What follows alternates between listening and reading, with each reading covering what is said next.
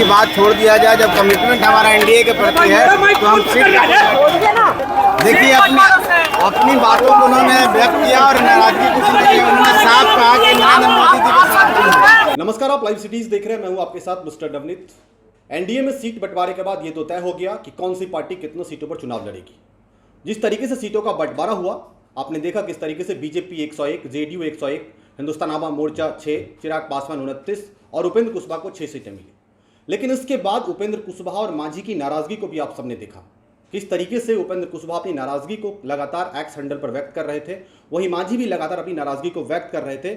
मांझी ने यहां तक कहा कि एनडीए को इसका खामियाजा भुगतना पड़ेगा, क्योंकि जिस तरीके से चिराग पासवान को 29 सीटें मिली और हिंदुस्तान आवाम मोर्चा को 6 सीटें मिली, इससे ऑब्वियस सी बात है कि हिंदुस्तान आवाम मोर्चा के जीतन राम मांझी नाराज थे। लेकिन एनडीए के साथ बने रहने की बात भी वो कह रहे थे लगातार, क्योंकि अभी बिहार में चुनाव है और बिहार में चुनाव के बीच लगातार तमाम पार्टियां अपने अपने उम्मीदवारों को खोज रही है। उम्मीदवारों का नाम लगभग तय होना है, अब तक तय नहीं हो पाया है। सीटों का बंटवारा हो गया है, लेकिन कौन सी पार्टी किस सीट से चुनाव लड़ेगी ये अब तक तय नहीं हो पाया है। लेकिन इस बीच हिंदुस्तान आवाम मोर्चा के राष्ट्रीय अध्यक्ष संतोष कुमार सुमन ने जो बयान दिया है, पहले आप उनको सुनिए कि वो एनडीए में नाराजगी को लेकर क्या कुछ कह रहे हैं। सीट की बात छोड़ दिया जाए, जब कमिटमेंट हमारा एनडीए के प्रति है तो हम सीट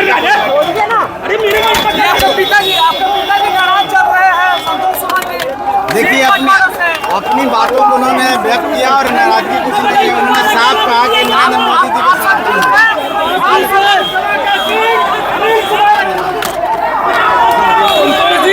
संतोष जी क्या कहिएगा? नाराजगी नहीं, कोई नाराजगी नहीं है। हम लोग एनडीए के साथ हैं और एनडीए को जिताने का काम करेंगे।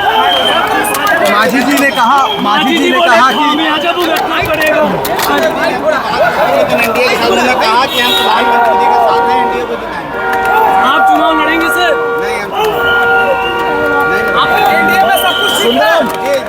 तो आपने सुना कि संतोष कुमार सुमन का कहना है कि वो एनडीए के साथ बने हुए हैं, वो एनडीए के साथ ही रहेंगे, एनडीए को मजबूत करेंगे और हम सब चुनाव की तैयारियों में लग चुके हैं। अब चुनाव में हम लोग जीत की ओर अग्रसर होंगे, क्योंकि जिस तरीके से सीटों का बंटवारा हुआ, सीटों के बंटवारा के बाद गठबंधन में होता है, नाराजगी होती है, दल आपस में नाराज होते हैं, लेकिन सब कुछ तय सीटों के मुताबिक ही होता है। लेकिन अब सबसे अहम बात है कि नामांकन जो है वो शुरू हो गया है, लेकिन अब तक गठबंधन की तरफ से या महागठबंधन की तरफ से किसी उम्मीदवार ने अब तक नामांकन का पर्चा नहीं भरा है। ऑब्वियस सी बात है, नामांकन का पर्चा नहीं भरने का कारण है कि सीटों का बंटवारा तो हो गया है गठबंधन में, लेकिन उम्मीदवारों का नाम अभी तय नहीं हुआ है। वहीं महागठबंधन में जिस तरीके से सीटों का पेच फंसा हुआ है, मुकेश सहनी नाराज हैं, वहां भी अब तक सीटों का बंटवारा नहीं हो पाया है। सीटों के बंटवारे के बाद सबसे पहले उम्मीदवारों के नाम तय किए जाएंगे। उम्मीदवारों के नाम तय होने के बाद नामांकन का पर्चा भरा जाएगा।